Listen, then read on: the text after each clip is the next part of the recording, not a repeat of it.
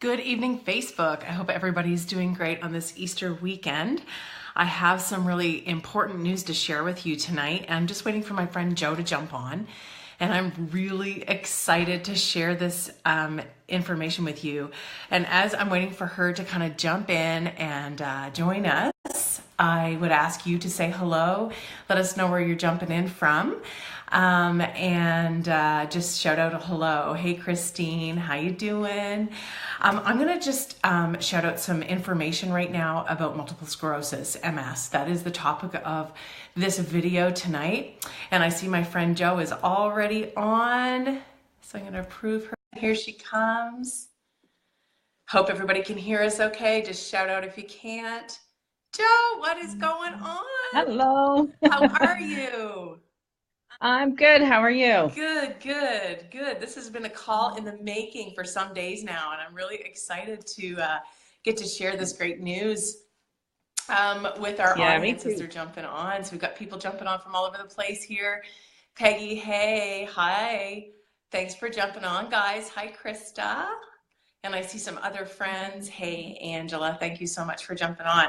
So I'm just going to jump in here and talk a little bit about, do a little intro, Joe, and you are Sure. the guest here. So I'm just going to give a few words of intro, and I'm going to sort of pass it over to you, and we're going to have a great conversation tonight about your journey with MS.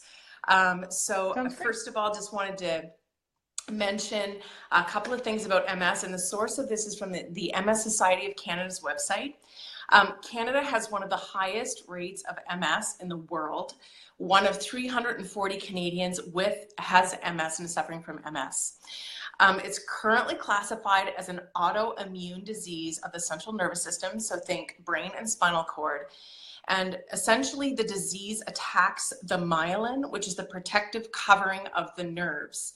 And it causes inflammation and is often damaging to the myelin. And with severe damage, it can interrupt and completely disrupt nerve impulses.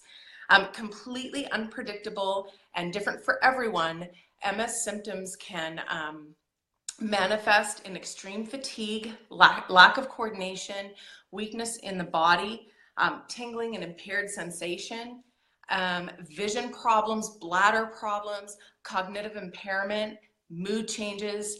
And these effects are physical, but they're also emotional and often financial. There's no cure for MS.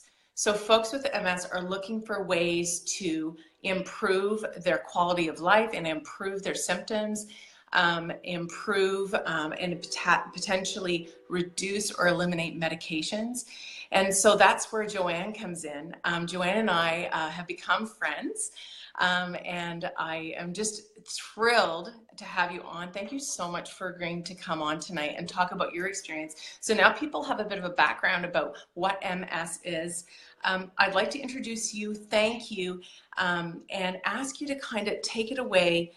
Your story is so intriguing, Joe, and I wrote some things down so I wouldn't forget, okay? But I want you to Mhm. tell us about when you were first diagnosed and what that meant for you and your family. When I was first diagnosed, it was in 2008. And that day, well, actually, for a couple days after, I was just, I'm going to die. This is terrible. Life is over. And it's so not, it made life very different. And a lot of, um, a lot of emotions for the whole family.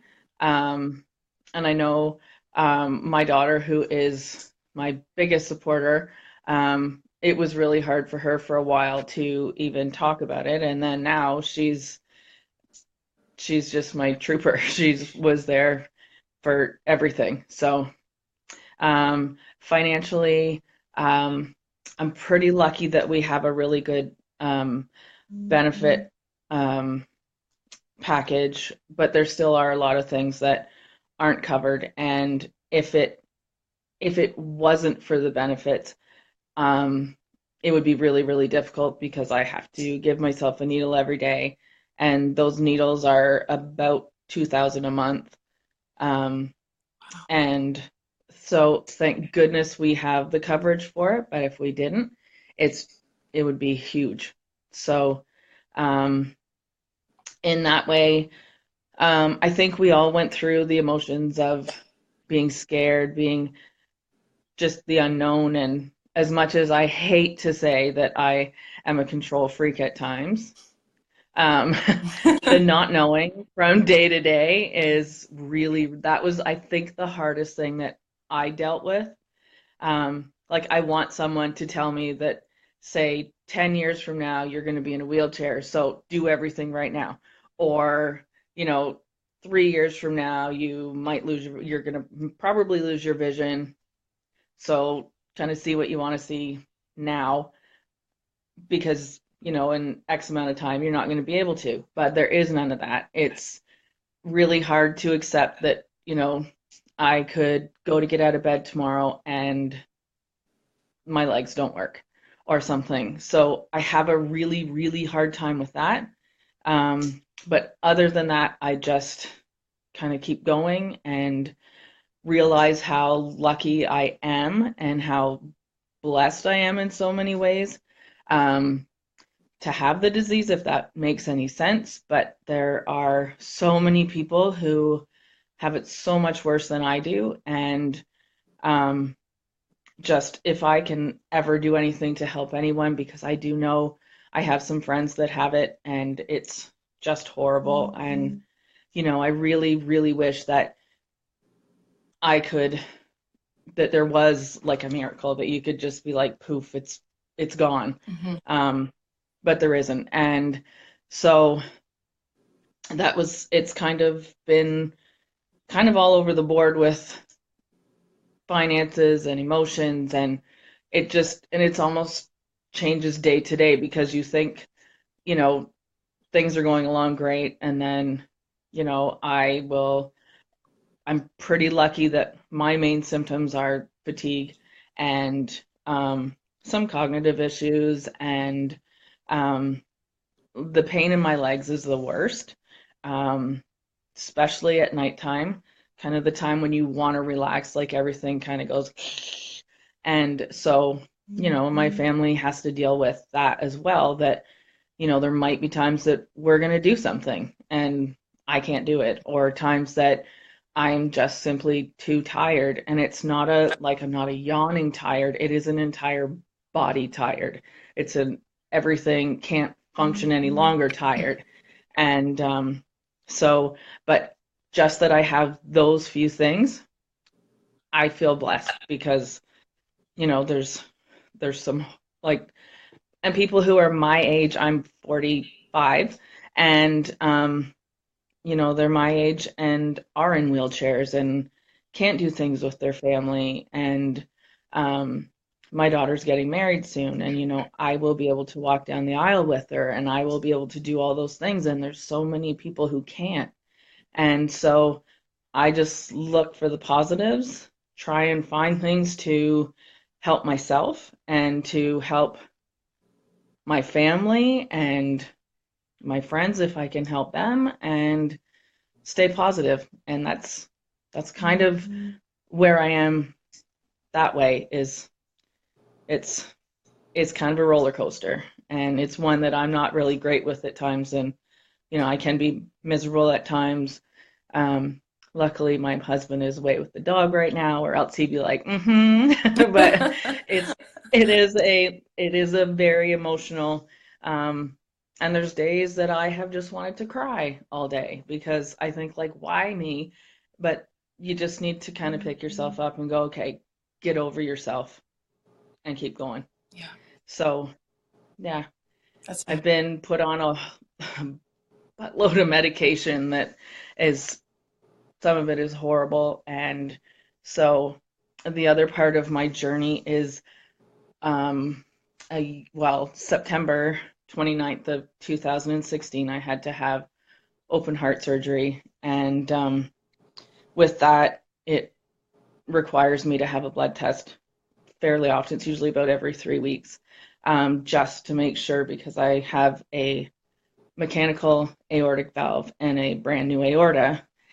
And so it requires me to have blood tests to make sure that my blood is the proper thickness or thinness for this valve, and I have to be on warfarin for that. So that was another thing that was, you know, very emotional for family as well, obviously. And another thing that can throw MS like go crazy. And so I have also dealt with PTSD after having the surgery, which is a normal thing that can happen. It's most unpleasant.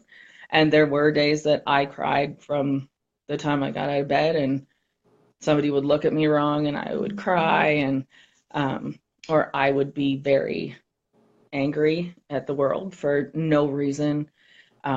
There was very scary times that even though everything went well, I would have dreams of like I was dying or this or that, which was everything went great, but it was part of it as well. So it just kind of throws everything in your whole system out of whack, and then MS gets angry and it does things to you as well, and you just kind of have to carry on. And Yeah. so, Wow. Wow. It's such a yeah. compelling story. And when I heard your story recently, I thought this is something that needs to be shared because there are other people like you who, and I saw some people on the call already who said, "Wow, you're telling my story," so that's just like the number one reason that we're here tonight. And I know that during the course of your journey, as we've spoken back and forth since 2008, when you were first diagnosed, you've undergone certain treatments, and certainly the big surgery was a huge ordeal. What changed for you to make this journey more positive and better over the course of the last, I don't know, 12 to 18 months, I think? If you could just kind of outline sort of what you've done that's different and how it's impacted your therapy and your medications and all of that stuff. Um, what I did mostly was I was prescribed Lyrica even before I was diagnosed. It was something that was kind of, we'd sort of tried, everything. Nothing was taking away the pain in my legs or, numbness that I would get in places or anything, tingles or feeling like when you bash your funny bone and things like that through your whole body. And they just kept, instead of um, trying to do something else to try and make it better, they just kept adding more and more and more Lyrica. And if you know anything about Lyrica, it is a wicked drug. I will be honest that it has kept me where I have been able to do things that I don't think I would have without it, because it's all nerve pain for me. And it has done some absolutely horrible things to people. I am not in any way that way, but there are people who have committed suicide because of taking Lyrica. And I was on 1,200 milligrams a day and walking around like a zombie and missing things out of my life that maybe I was present for, but didn't even, it was gone from my memory. And just brain fog and forgetting. And I thought, you know what, this is crazy. There has got to be something else. And through just doing kind of my own research on things and learning so many important things, the one thing that I did do a lot of research on was, which has become something I'm really passionate about, is I learned about gut health and MS. And with that, I thought, well, surely there must be supplements of some sort, of something that I can take instead of taking all this medication that is not healthy for me. And so I just looked into it, and learning how much of our immune system is affected by our guts, I thought mine have got to be in horrible shape, because it's not only been the Lyrica, it's been so many other things that I have taken over the years and that have just been sitting in my gut, and I don't feel good at the time. So I'm thinking, like, if it's sitting in there, there's got to be a way to get rid of this and to, and I started taking some supplements. And the biggest thing for me is I have completely stopped my morning dose of all of my medications, which is awesome. And It's it's not until amazing. supper time that, like, it's awesome because it's not until supper time that I kind of go, I should probably take some medication. And I would be like ready for bed if I had missed a breakfast dose of anything, especially the Lyrica. So I now take, it sounds like just, but I take 300 milligrams at supper time, and I take 400 at bedtime. And that's it, which seems like I haven't come down a lot, but it is something that can send you completely into wicked withdrawals. And um, I have joined a group about Lyrica survivors and seeing what those people have gone through. So I'm being extremely careful and slow, but there will be a day that it is gone, because it's awful. And the times when I went through the PTSD, I was also on an anti-anxiety, I was on an antidepressant. They're gone. I don't need them anymore. It's another, I'm slowly healing my gut, but it's, it just feels so good to actually have somewhat of a clear mind again, because it was so just out there. And Yeah. I mean, the thing, like, my family, we would be talking, and I mean, I still do the, like, squirrel, and I'll see something and go off, but they would be like, I would be talking and they're like, focus. Would you just focus? I'm like, on what? Like, I completely Yeah. was gone, don't know where. And so that is getting better. And so, I mean, I would go to bed at bedtime and have like a handful, like it was a snack in my hand of medication. And that is down considerably. And it's basically, the other part of it is I'm tired of putting out, not so much me, because I'm lucky I don't have to pay for it out of pocket, but giving someone else all that money, and it's not making me better. It's not making me feel good. So I just thought there's got to be something else out there. And one of the things that I thought was really cool is that I um, did some research, and um, I just wrote it down beside me because I thought I'll probably forget and not say it properly. But um, researchers examined gut bacteria and immune markers in 15 children with MS and 9 without MS. And what they found, that there was certain types of gut bacteria, and specific markers in the children that had MS, and none in the healthy children. Wow. So from from when I was little, this was building in there, building in there. Could it have been changed? Possibly. Um, and so I just needed to do something other than just keep taking more and more and more medication. And that's where kind of I'm at now. And I'm just so tickled that, more than anything, that the Lyrica is coming down, because that has been unreal. And I've had people who have said, in the group, they're like, 600 milligrams is the max. Like, what are you doing? And I said, well, doctors told me to take it. I didn't just willy-nilly go, I'm going to take another handful. And they're like, well, they don't know what they're talking about, and they don't know this and they don't know that. And I said, look, like, I just did what a doctor told me.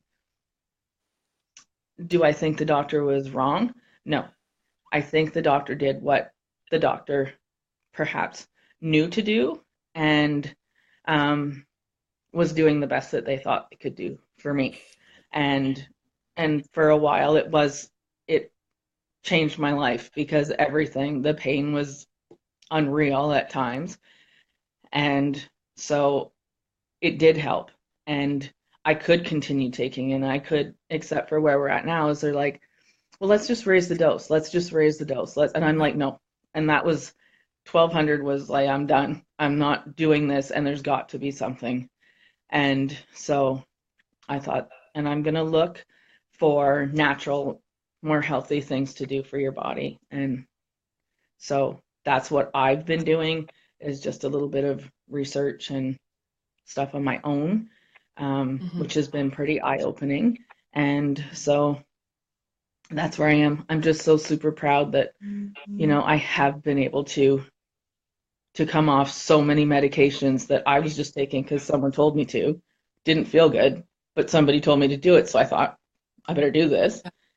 And it wasn't really doing anything. So, and I know that there's nothing that can cure it, but if something can help life be so much easier, then that's what I want to do. That's So, and awesome. if it could help anyone else, because I know the days that are really, really awful, and feeling, if my daughter was away at school and my husband's at work and it's nighttime and I'm like sitting by myself and it's awful. If I could be anything to anybody at any time of the day, I would, because it sucks. It really does suck. There's no other way to say it. Wow. So, Wow. yeah, it's been a journey, but it's one that has made me a better person. It's made me a stronger person, and it's made me kind of take control of things that I probably wouldn't have before. So, yeah. And the negatives can leave and the positives stay. So that's where I'm at. I love your mindset so, so much, and I'm sure that that has been incredibly helpful to you too. So when you talk about, your family and support, that is all so key too.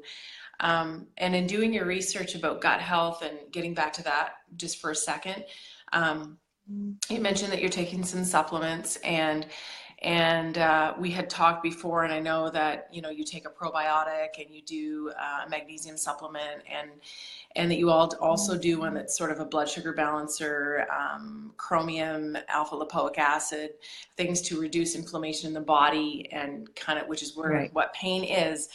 So that's Mm-hmm. that's super super awesome that you're doing all of that, and that you had the foresight to kind of reach out to a friend and sort of get in line with that. So that's really awesome. Really, really happy for Yeah. you.